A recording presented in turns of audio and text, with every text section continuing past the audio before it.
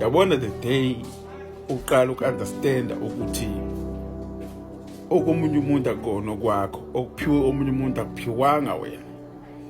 Emhlabeni uyophila kamnandi, uyophila free. The day wavuma enhlizweni yakho ukuthi omunye umuntu anakho awunakho wena, uyophila free.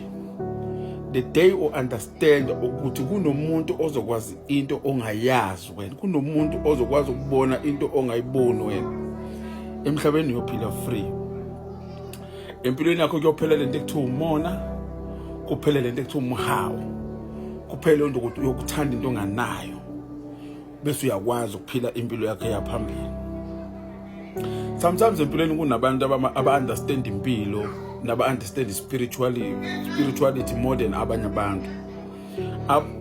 Mina ngiyakwazi ukuvuma ukuthi kunabantu abazi izinto ngaphezulu kwami, athi uma ixoxa umuntu what I do ngikubuza and bese ngiya-research ngaleyo nto ukuze nami ngicele ngiyazi. Ngoba sometimes uzokhuluma umuntu ngento umphikise uthi wena yikho. Hayi ngoba uthi wena yikho ngoba nakho ingekho ngempela, ingoba wena awazi, ufuna ukufaka engqondweni zabantu lento ongayazi bengathi wena wazi kangcono kunalo muntu othi uyazi kanti awazi lutho. Umona, umgolo, umhawu. Empilweni ukuze uphile kahle, ukuze impilo yakho ibone iqhubeka, naki izinto ezibhekene nawe, unganaki izinto ezibhekene nabanye abantu, ungahaleli isiphiwo somunye umuntu. Uyabona? Ungazitshela ukuthi whatever lo muntu enayo nawe kumele ube nayo, ngoba uNkulunkulu nawe ukudalela ijeni yakho nalo muntu amdalela ijeni yakhe. The day wafunda ukuthi empilweni kunento elethelwe emhlabeni ekumele nawe ulwe nayo, ingesikhathi uzoqala ukubona iprogress empilweni yakho, because awuzubuka omunye umuntu empilweni yakho ukuthi wenzani, kodwa uzozibheka wena empilweni yakho ukuthi wenzani ukuze uphumelele. Ngoba nokunaka impilo yomunye umuntu kuyakwenza ukuthi yakhe impilo igcine imile, ngoba usenza ilutho ukuthinta impilo yakho, usunake izinto ezenzeka empilweni yomunye umuntu. Gcine sikushika isikhathi uthi uloyiwe, uthi unamabhadi, uthi wena idlozi lake naligeziwe, nesinyama kini. Akusona isinyama, uwe oyeke ukunaka izinto eziqondene nawe, wabhekana nezinto eziqondene nabanye abantu. Ungabona abanye abantu bephumelela, they mind their own business. Ungabona abanye abantu ngathi izinto bahambela kahle, they mind their own business. Uyabona?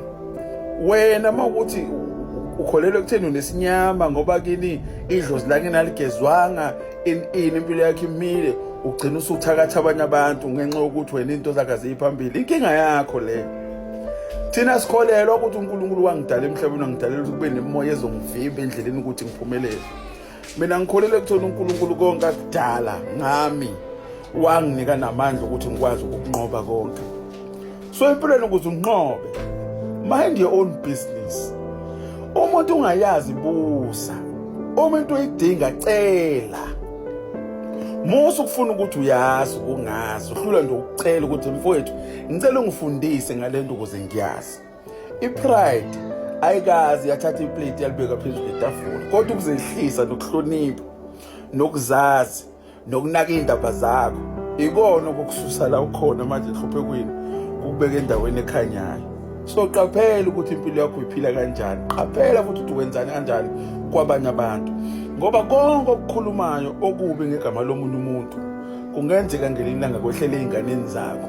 Akubona bonke abantu abaloyiwe ukuthi ingane zabo ingaphumeleli, but iqalekiso ezenze lokho ngezinto abazenzile emhlabeni kwabanye abantu, kwangaqalekiswa mina kwaqalekiswa inzalo yakhe nezizulwane sakhe ngamacala akhe. Sopa ukuthi wenzani, uzothuka umuntu ongamazi, uzosukela umuntu ongamazi, uzokhuluma ukuthandana ngegama lomuntu ongamazi, kanti idlozi lakhe li-strong kunelakho, bese uthi uloyiwe. Kanti cha, into ekuloyile wena ingqondo yakhe ebolile nenhliziyo yakhe imbi, nokungafisa ukubona umuntu ephumelele. Hayi bengathi angikusikele nje kwelijikayo, akukuningi.